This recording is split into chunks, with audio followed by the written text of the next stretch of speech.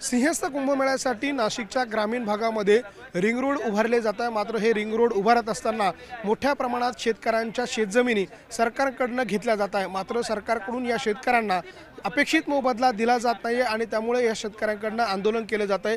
यापूर्वी अनेकदा सरकारबरोबर चर्चा झाली, मुख्यमंत्र्यांसोबत बोलणं झालं, मात्र तरी देखील त्यावर तोडगा निघालेला नाही आणि म्हणून नाशिकमधून हे शेतकरी मुंबईच्या दिशेने निघालेले होते।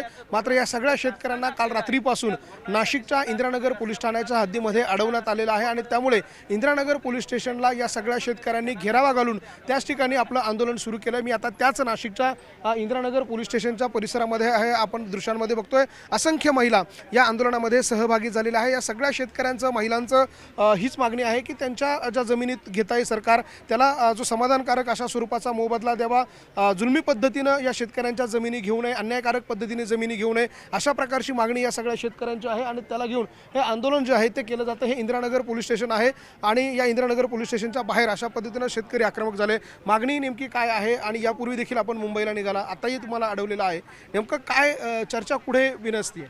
या ठिकाणी नाशिक जिल्हाधिकारी आयुष प्रसाद, MSIDCचे अधिकारी यांनी ज्या पद्धतीने घोळ घातलेला आहे, यांनी ज्या पद्धतीने चुकीचं काम केलेलं आहे। अहो बघा ना, एकीकडे चिंतावर आणि एकम कंपनीला तुम्ही ब्लॅकलिस्ट करतात आणि त्यांनीच केलेल्या अलाइनमेंटवर हे जिल्हाधिकारी भूसंपादन करताय, खरेदी करताय। म्हणजे एकीकडे त्यांना चुकीचं दाखवायचं आणि दुसरीकडे त्या ठिकाणी बरोबर म्हणून शेतकऱ्यांना लुटायचं, हे धोरण चालणार नाही। आमची स्पष्ट मागणी आहे की चुकीची अलाइनमेंट बदलली पाहिजे, शेतकऱ्यांना योग्य मोबदला मिळाला पाहिजे। आमचा हायवे नंबर 29च्या शेतकऱ्यांची जी मोफत जमीन तुम्ही फुकट त्या ठिकाणी लादताय, तिचं भूसंपादन करून त्यांना 2013च्या कायद्याप्रमाणे त्या ठिकाणी त्यांना रास्त भाव मिळाला पाहिजे। या मागण्यांसाठी आमच्या ह्या सगळ्या महिला शेतकऱ्यांना 28 तारखेला राखी बांधून न्याय मागण्यासाठी जाणार होते। आम्हाला त्या ठिकाणी जाऊ दिलं नाही मुख्यमंत्र्यांनी, कारण मुख्यमंत्री त्यांचे लाडके भाऊ आहे, या त्यांच्या लाडक्या बहिणी आहेत। एकीकडे आपले पालकमंत्री गिरीश भाऊ त्या ठिकाणी रक्षाबंधन करताय आणि दुसरीकडे ह्या महिला या ठिकाणी पाण्या पावसामध्ये रात्रीपासून या ठिकाणी इथंच मुक्काम केलाय, इथंच जेवण केलंय आणि आम्ही अजूनही जोपर्यंत मुख्यमंत्री आम्हाला न्याय देणार नाही। नेमकी काय आहे? अलाइनमेंट बदलणं आहे की भाव समाधानकारक देणं आहे? दोन्ही आहेत। मखमालाबाद ते गोवर्धन, विंचुरगवळी आणि वडनेर या ठिकाणच्या अलाइनमेंटवर प्रश्नचिन्ह आहे, त्या अलाइनमेंट सुधारित केल्या पाहिजे आणि दुसऱ्या गावांमध्ये मुख्यमंत्र्यांनी सांगितल्याप्रमाणे मागील 3 वर्षाच्या खरेदीच्या आधारावर सर्वोत्तम रेट दिले पाहिजे। ह्या 2 मागण्या आमच्या आहेत। याच्यामध्ये 3 शेतकरी हे आमच्या फ्रस्ट्रेशनमध्ये गमावलेले आहेत। आमच्या अजून किती बळी पाहिजे यांना?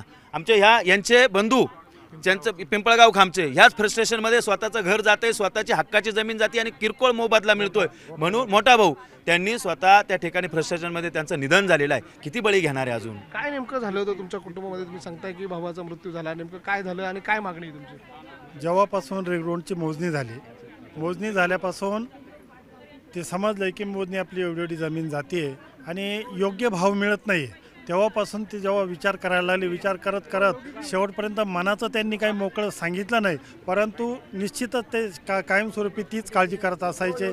आणि 22 तारखेला अचानक त्यांना अटॅक आला, थोडी तब्येत बिघडली, आम्ही दवाखान्यात नेलं, दवाखान्यात अटॅक आला त्यांना आणि जागावरती। मागणी काय आहे तुमची? मागणी एकच की आम्हाला रास्त भाव मिळाला पाहिजे।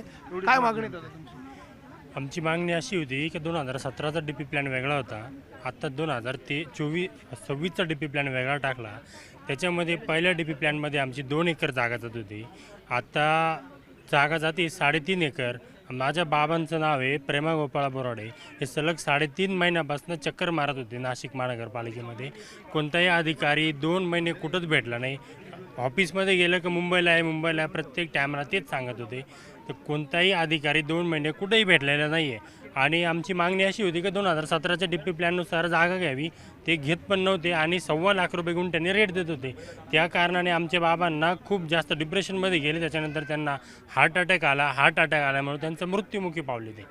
आणि 2018मध्ये पण आम्ही 1 हेक्टर 25 गुंठे जागा आम्ही STP प्लांटला आम्ही भूसंपादित यापूर्वी तेव्हा पण दिली आणि आत्ता पण एवढी द्यायची, तर आम्ही डायरेक्ट भूमिहीन होतोय, आमच्याकडे जमीनच तेवढी आहे। आपण बघतो हे नाशिकच्या वेगवेगळ्या भागातले शेतकरी आहे आणि त्यांचा आरोप आहे की त्यांच्या या भूसंपादनाच्या प्रक्रियेमुळे किंवा या रिंग रोडच्या जमिनी घेत असताना त्यांच्यावर जो अन्याय केला जातोय त्या अन्यायामुळे त्यांच्यातल्या काही लोकांचा जीव देखील गेलेला आहे, कारण ते डिप्रेशनमध्ये गेले आणि त्यामुळे त्यांचा मृत्यू झाला, असा देखील आरोप त्यांनी केला आहे। त्यामुळे या सगळ्या प्रकरणामध्ये सरकार काय काय तोडगा काढणार हे महत्त्वाचं असणार. याचं कारण असं आहे की सिंहस्थ कुंभमेळ्याला अवघे काही वर्ष किंवा काही महिने शिल्लक आहे आणि असं असताना देखील अद्याप पावेतो राज्यामधल्या किंवा नाशिक जिल्ह्यातल्या वेगवेगळ्या भागामधलं भूसंपादन जे आहे ते अद्याप पावेतो पूर्ण झालेलं नाही. त्यामुळे हे रिंग रोड कधी पूर्ण होणार, या शेतकऱ्यांचा प्रश्न कधी सुटणार, असे अनेक प्रश्न या सगळ्या आंदोलनाने उपस्थित केले जातात. त्यामुळे या शेतकऱ्यांच्या आंदोलनावरती तोडगा काढण्यासाठी